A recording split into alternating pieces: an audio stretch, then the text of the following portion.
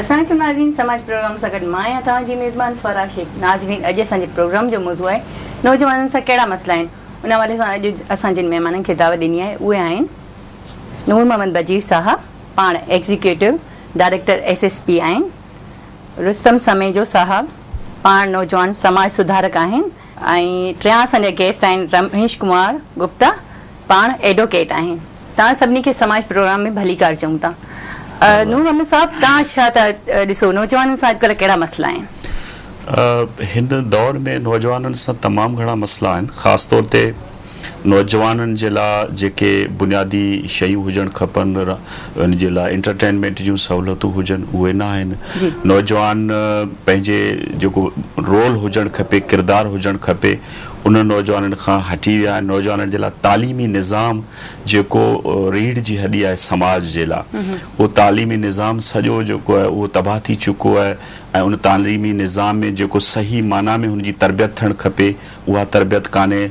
नौजवाननि जी जेका ज़हनी निशोनुमा थियणु खपे, जेको जिस्मानी तौर ते नौजवाननि जे लाइ वधाइण जे लाइ जेके शयूं हुजणु खपनि, उहे न आहिनि। मिसाल तौरु उन्हनि जे लाइ प्ले ग्राउंड्स न आहिनि। मिसाल तौरु नौजवाननि जी जेका तालीमी जे हवाले सां अपॉर्चुनिटीज़ हुजणु खपनि मुल्क अंदरि, मुल्क खां ॿाहिरि, उहे तमामु घटि आहिनि। नौजवाननि खे कैरियर काउंसलिंग हुजणु खपे नौजवाननि जी, उहा कैरियर काउंसलिंग जो इंतज़ाम मुल्की सतह ते न आहे। लोकल सतह ते असांजा जेके स्कूल्स आहिनि उन्हनि में बि इन क़िस्म जो को बुनियादी उन लाइ प्रोग्राम न आहे। नौजवान जेको घर में जेको माहौल आहे नौजवान जंहिंमें पलिजे थो, मुंहिंजे ख़्याल में उहो बि उन्हनि जे लाइ फेवरेबल न आहे। ऐं बुख आहे, बेरोज़गारी आहे, ऐं नौजवाननि जे लाइ वधंदड़ जेके टेंशन्स आहिनि समाज में, उहे उन्हनि खे मजबूर कनि था त हू के ग़लति कमनि ॾांहुं हू लॻी वञनि। त मुंहिंजे ख़्याल में इहे सभई इशू आहिनि, मुआशी इशू आहिनि, सियासी इशू आहिनि, समाजी इशू आहिनि, मसइला आहिनि, जंहिंजे करे अॼु जो नौजवान हिकिड़े कंफ्यूजन जो शिकार आहे। हुनखे जेको हिकिड़ो फेवरेबल इन्वायरमेंट हुजणु खपे जंहिंमें हू कुझु पंहिंजा जोहर ॾेखारे सघे, उहो न आहे।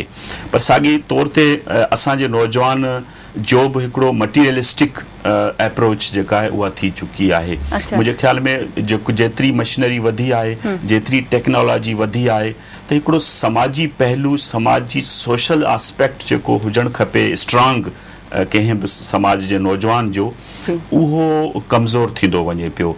ऐं मुंहिंजे ख़्याल में उन में असां सभई ॾोहारी आहियूं। असां जेके समाज जा एक्टर्स आहियूं, जेके बि असांजूं पॉलिटिकल पार्टीज़ आहिनि, जेके बि असांजी समाजूं तंज़ीमूं आहिनि, असांजी मीडिया आहे या जेके ॿिया इदारा आहिनि, उहे सभई इन में बराबरि जा ॾोहारी आहिनि।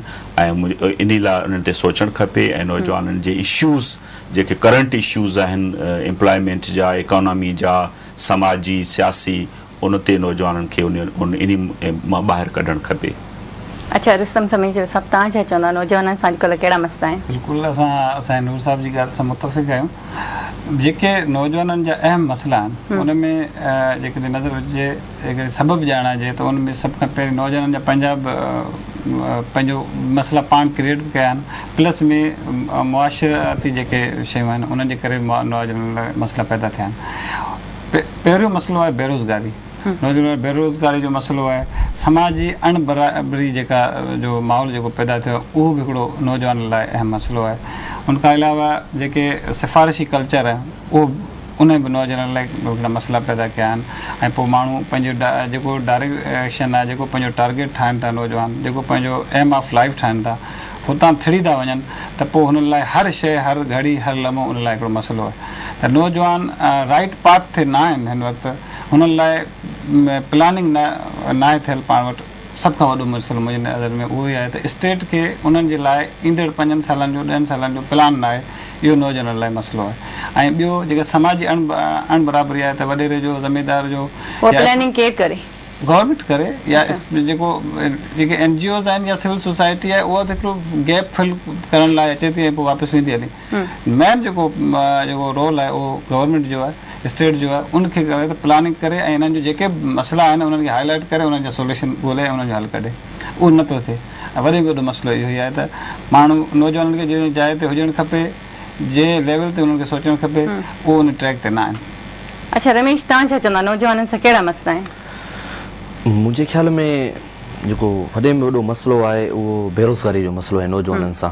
छाकाणि त अॻे ईअं थींदो हो त हिकिड़ो नौजवान कमाईंदो हो, सॼो घरु खाईंदो हो।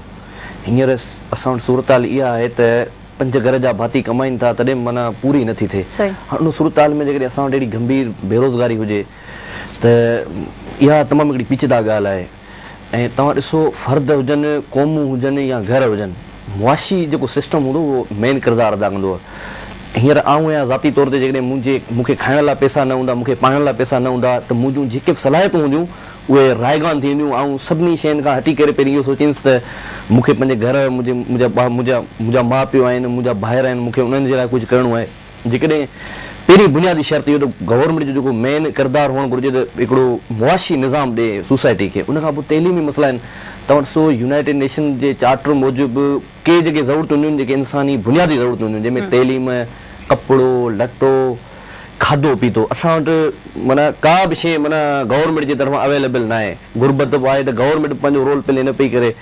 त इन जे करे आउं इहो चाहींसि त गवर्नमेंट बेरोज़गारी खे ख़तमु करे ऐं तइलीम खे आम करे। उनजे लाइ असांखे अहिड़नि प्रोग्राम में एतिराफ़ करण सां गॾु प्रैक्टिकली रोल प्ले करणु घुरिजे। त उहा असां घणा पंहिंजे ॻोठ में स्कूल प्राइवेट खोलिया आहिनि। असां जेकॾहिं ज़रूरु थी करे जेकॾहिं शेयर कयूं 5,000 10,000 असांजा जेके बि एक्टिविस्ट आहिनि सोसाइटी में, उहे जेकॾहिं 5,000 10,000 करे डोनेट करे ॻोठनि में स्कूल खोलाइनि। ऐं एंटरटेनमेंट असां वटि आहे कोन। ॾिसो जेमखाना आहे, उहो बि हिकिड़ो अपर क्लास खे माना रिप्रेज़ेंट थो करे। उन में ब्यूरोक्रेट्स आहिनि, पॉलिटिकल माण्हू आहिनि। उन खां पोइ हींअर हैदराबाद क्लब, हैदराबाद में इन क़िस्म जा जेके आहिनि इहे बि हिकिड़ो माना कंहिंजी 2 लख रुपया फीस आहे त कंहिंजी 5 लख रुपया फीस आहे। त हाणे लोअर जेको मिडिल क्लास आहे उहो वीचारो केॾांहुं वञे। त उन सां एंटरटेनमेंट जा तमामु वॾा मसइला आहिनि। त इन जे करे इहे मुंहिंजे ख़्याल में असांजे सोसाइटी में बुनियादी मसइला आहिनि। हिकिड़ो बेरोज़गारी आहे, उनखां पोइ तइलीम जो मसइलो आहे, उनखां पोइ नौजवान हिकिड़ो कंफ्यूजन जो शिकार आहे। छा कजे? सोसाइटी में के आइडियल आहिनि कोन, माण्हू कंहिं जहिड़ो थियणु पसंदि करे?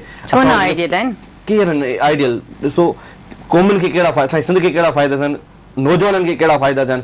असांजूं सियासी पार्टियूं ॾिसो, उन्हनि वटि पोइ चाहे कहिड़ी बि गवर्नमेंट रूलिंग पार्टी हुजे या अपोज़िशन पार्टी हुजे, उन्हनि जे लाइ तव्हां ॾिसो नौजवान जेको यूथ अफेयर्स आहे उनजे लाइ को फार्मूलो न आहे। तव्हां मूंखे ॿुधायो का बि हिकिड़ी पार्टी हुजे जेका हर 2 महीने 3 महीने नौजवाननि जे लाइ को प्रोग्राम कराईंदी हुजे त असां चऊं वाकई ग्राउंड ते उहो कमु करे।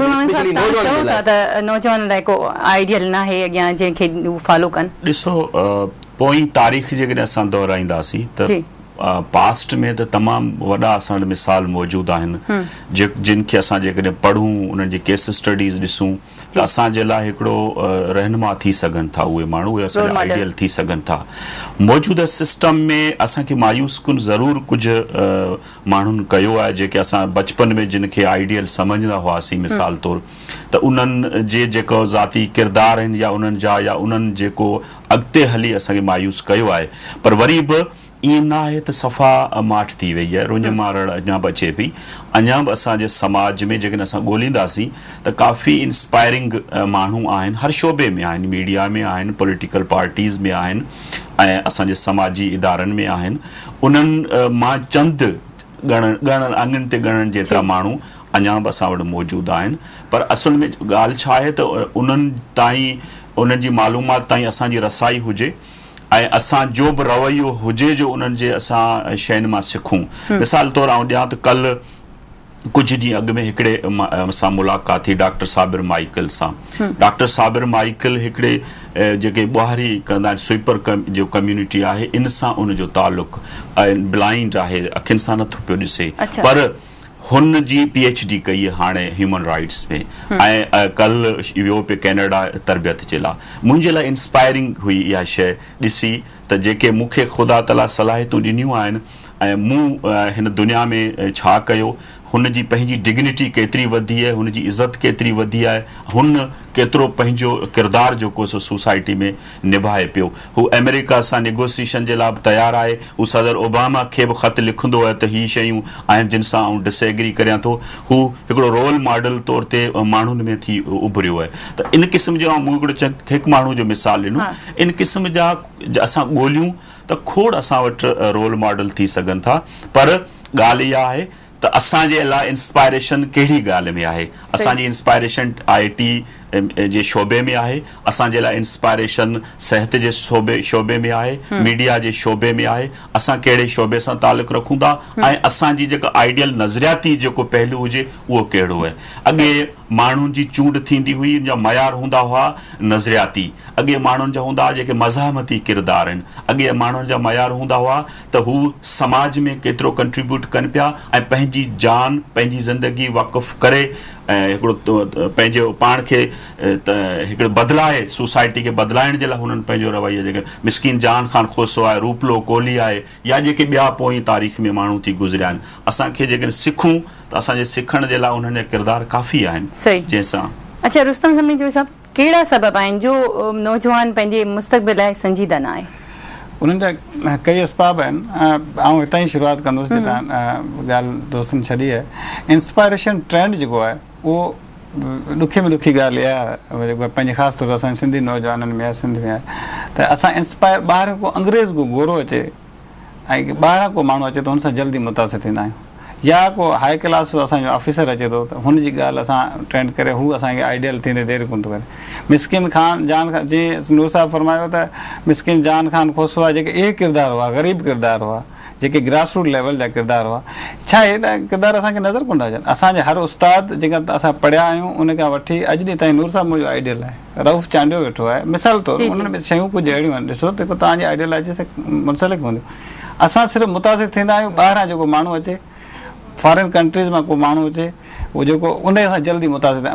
मुंहिंजे प्रोग्राम में मूं हींअर वेझिड़ा ॿियो प्रोग्राम कयो जंहिंमें 500 माण्हू हुआ, 2 लेडीज़ जेको फॉरेनर लेडीज़ हुयूं, अभी यकीन मञो त सभिनी माण्हुनि जो फोकस महवर उहे हुयूं, ऐं जेको बि हुन बसि ऑटोग्राफ में ॿियो उन खां सुठा माण्हू, कमु कंदड़ माण्हू, जाखोड़ी माण्हू उन महफ़िल में असांजा पंहिंजा वेठा हुआ।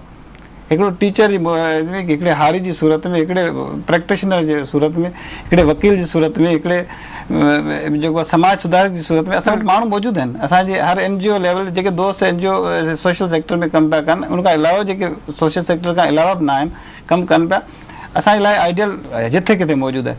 असांजी पंहिंजी, आउं चवंदो त हिते कमज़ोरी इहा आहे त असांजा जेके इंस्पायरेशन जेके टारगेट्स आहिनि उहे ग़लति आहिनि। असां सिर्फ़ु 2-3 शयूं ठाहे छॾियूं, साम्हूं वारो माण्हू स्टैंडर्ड लेवल सां अचे थो त उहो असांजो आइडियल थी थो वञे।